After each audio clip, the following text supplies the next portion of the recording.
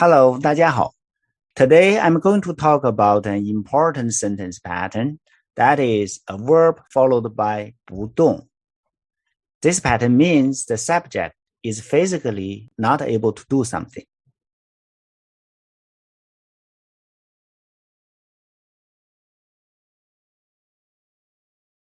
Now let's make a few sentences using this pattern.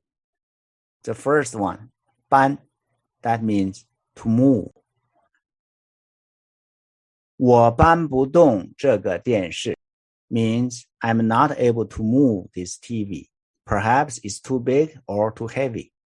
Next verb, 走, which means to walk. 这个孩子走不动. This child cannot walk. Maybe this child is too young or too tired.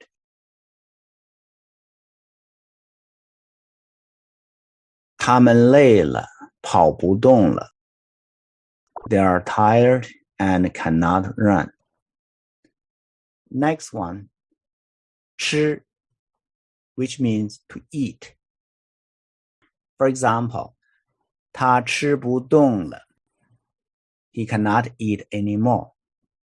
Maybe he's already full. Next, it's your turn to make a few sentences using this pattern. 谢谢，再见。